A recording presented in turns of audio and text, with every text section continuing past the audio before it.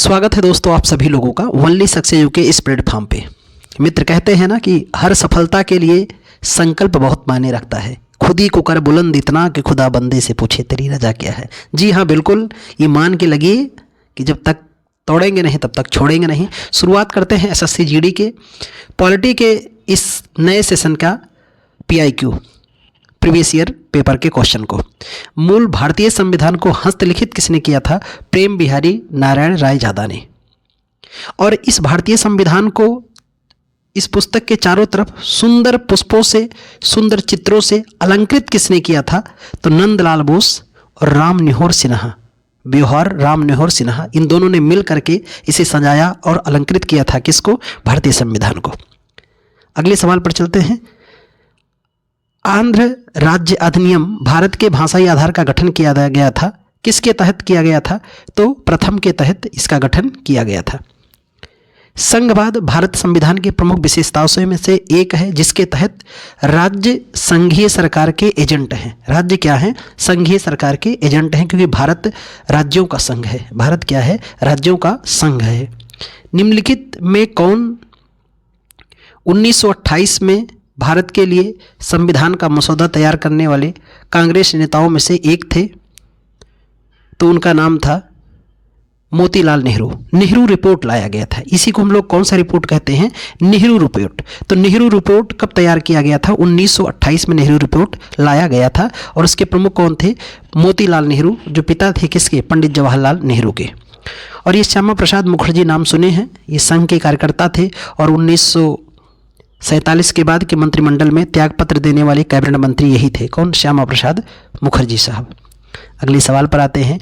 Nehru report निम्न से संबंधित था। किससे संबंधित था नेहरू रिपोर्ट? तो नेहरू रिपोर्ट का संबंध था संवैधानिक ढांचे से। संवैधानिक ढांचे से संबंधित था नेहरू रिपोर्ट, जो कब लाया गया? 1928 में। किसी देश का संविधान कई उद्देश्यों की पूर्ति करता है।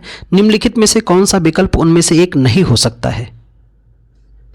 तो यह इसमें शामिल है कि सरकार के अध्यक्षीय स्वरूप को बरकरार रखना चाहिए। यह शामिल नहीं है। अध्यक्षीय स्वरूप को मांग नहीं की जाती है।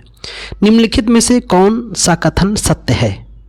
सत्य कथन की पहचान करना है कि भारत का संविधान अंग्रेजी और हिंदी हाथों से लिखा गया था। ये सही है। 11 दिसंबर 1946 को डॉक्टर अंबेडकर ने अपना अस्थायी, गलत है। हंटर कमीशन के तहत संविधान सभा, नहीं, गलत है। 26 अगस्त को संविधान दिवस, जी नहीं, 26 नवंबर को संविधान दिवस मनाते हैं। तो पहला ऑप्शन ही क्या है? सत्य है, बाकी सभी असत्य हैं। अगस्त 1858 में ब्रिटिश संसद ने एक अधिनियम पारित किया, जिसके तहत कंपनी के शासन को समाप्त कर दिया गया। और इसे कौन सा अधिनियम या एक्ट कहा जाता है? तो इसको हम लोग भारत शासन अधिनियम के नाम से जानते हैं। इसके पहले चार्टर एक्ट था। इसके पहले क्या था? तो चार्टर एक्ट था, जिसकी शुरुआत 1773 से हुई और कब तक रही? 1853 तक थी।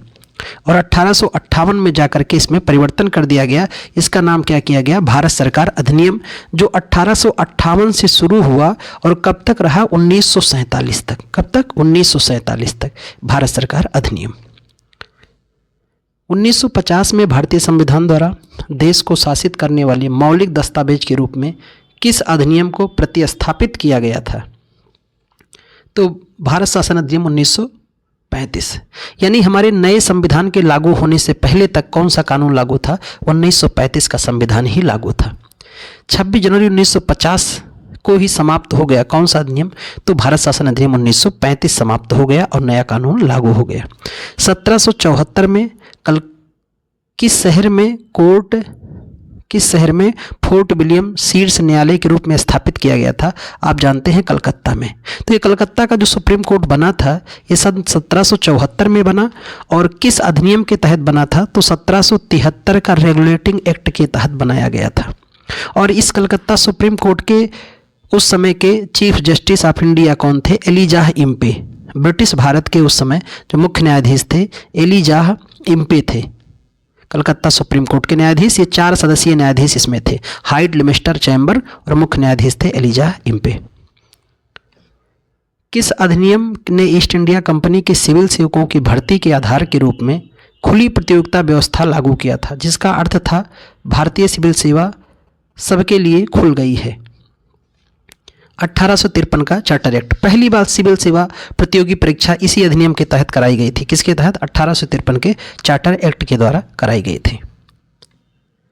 ग्रेट ब्रिटेन की संसद का कौन सा कानून भारत में ईस्ट इंडिया कंपनी के शासन की पूरी तरह जांच और मरम्मत करने की ओर लक्षित था? तो वह था रेगुलेटिंग एक्ट 1773, और ये लाया गया वारेन हेस्टिंग्स के काल में। उस समय बंगाल का पहला गवर्नर जनरल था वारेन हेस्टिंग्स। 1773 के अधिनियम के दोषों को दूर करने के लिए ब्रिटिश संसद द्वारा पारित किया गया कौन सा अधिनियम, जो ईस्ट इंडिया कंपनी अधिनियम 1784 के नाम से जानते हैं? इसे हम लोग पिट्स इंडिया एक्ट कहते हैं। क्या कहते हैं? पिट्स इंडिया एक्ट कहते हैं, क्योंकि इससे जिसने प्रस्ताव लाया था उनका नाम ही विलियम पिट्स था, इसलिए उनके नाम पर अधिनियम का नाम रखा गया। भारत सरकार अधिनियम 1919 23 दिसंबर 1919 से लागू हुआ। इस अधिनियम में किस रिपोर्ट की सिफारिश करते हुए सुधारों को शामिल किया गया था? तो इसमें मॉन्टेग्यू चेम्सफोर्ड, इसे हम लोग क्या कहते हैं? मॉन्टेग्यू चेम्सफोर्ड अधिनियम भी कहते हैं। मार्ले मिंटो सुधार अधिनियम कब लाया गया था? 1909 में लाया गया था। कब लाया गया था? 1909 में लाया गया था। और मॉन्टेग्यू चेम्सफोर्ड सुधार अधिनियम 1919 का था।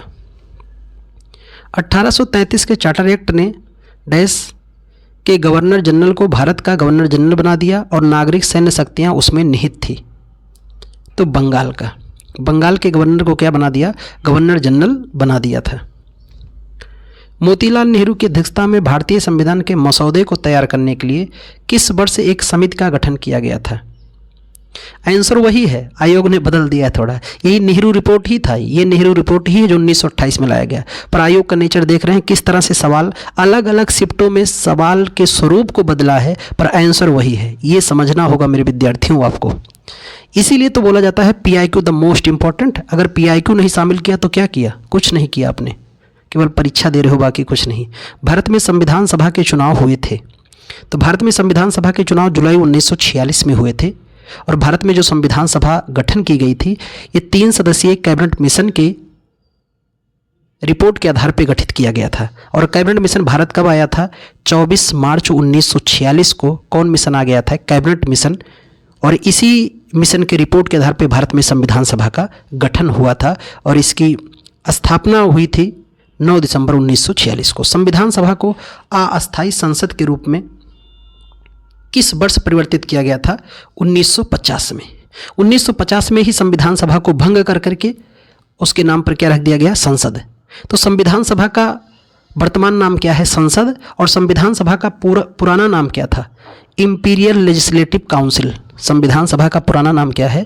Imperial legislative council. और नया नाम क्या है? भारतीय संसद।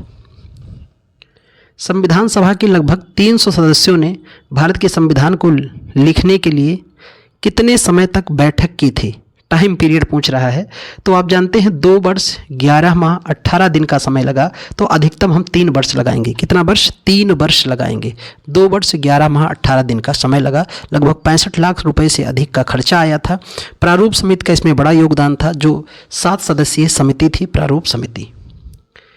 21 दिसंबर 1947 तक जानकारी के अनुसार भारत संविधान लिखने वाली संविधान सभा में कितने सदस्य थे?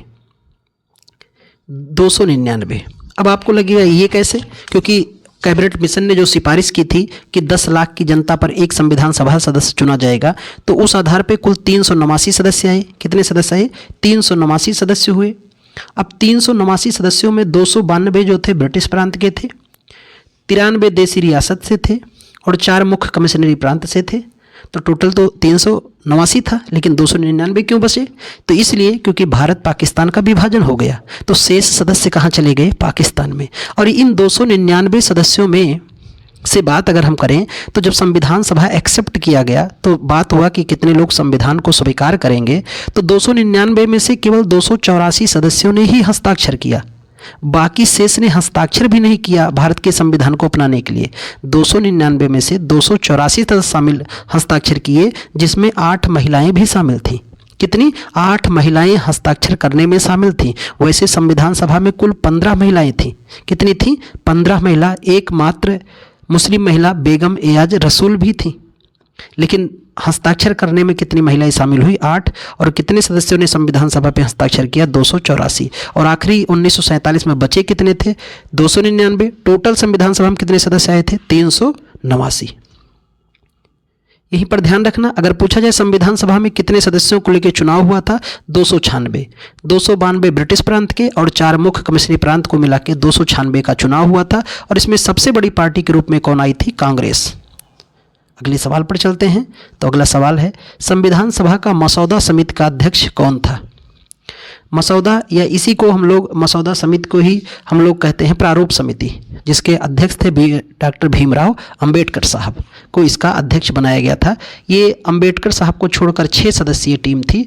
इसी को हम लोग पांडुलेखन या ड्राफ्टिंग कमेटी के नाम से भी जाना जाता है। अब कुछ समितियां यहाँ पर देख सकते हैं। आवास समिति की अध्यक्षता कौन थे?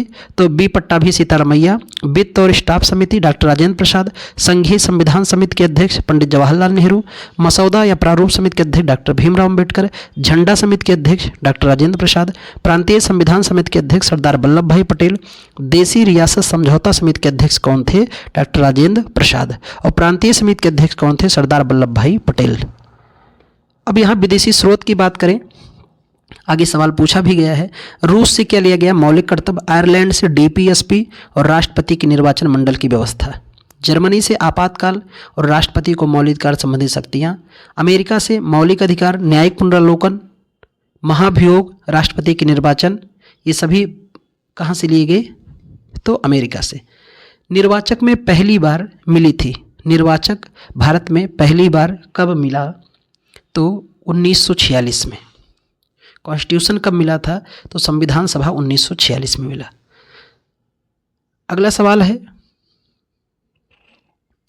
कि संविधान सभा के स्थान पर भारतीय संविधान का अध्यक्ष, सच्चिदानंद सिन्हा के स्थान पर भारतीय संविधान सभा का अध्यक्ष कौन बना? तो इनके स्थान पर संविधान सभा का अध्यक्ष कौन बने थे? डॉक्टर राजेंद्र प्रसाद। कौन बने थे? डॉक्टर राजेंद्र प्रसाद को बनाया गया था। संविधान सभा के पहले अस्थायी अध्यक्ष, ध्यान में रखना यहाँ 2 बात। संविधान सभा के पहले अस्थायी अध्यक्ष कौन थे? डॉक्टर सत्यानंद सिन्हा। 9 दिसंबर 1946 को इन्होंने अध्यक्षता की थी। और संविधान सभा के पहले अध्यक्ष भी कौन थे? डॉक्टर सत्यानंद सिन्हा। 11 दिसंबर 1946 को अध्यक्षता किसने किया? डॉक्टर राजेंद्र प्रसाद। और यही संविधान सभा के दूसरे एवं पहले अस्थायी अध्यक्ष बने कौन? डॉक्टर राजेंद्र प्रसाद, जो आगे चलकर भारत के राष्ट्रपति भी बने। भारतीय संविधान में द्विसदनीय प्रणाली किस देश से ली गई है? तो भारत में द्विसदनीय प्रणाली यूनाइटेड किंगडम, अमेरिका से ही ली गई है। संसदीय शासन प्रणाली भी यहीं से ली गई है। विधि का शासन भी ब्रिटेन से ही है। निम्नलिखित में से किस राष्ट्र के संविधान से प्रेरित होकर भारत ने अपने संविधान में नीति निर्देशक तत्वों को जोड़ा है? आयरलैंड। खूब बार पूछा गया। डीपीएसपी कहाँ से लिया गया है? आयरलैंड से। मूल कर्तव्य कहाँ से लिया गया? रूस से।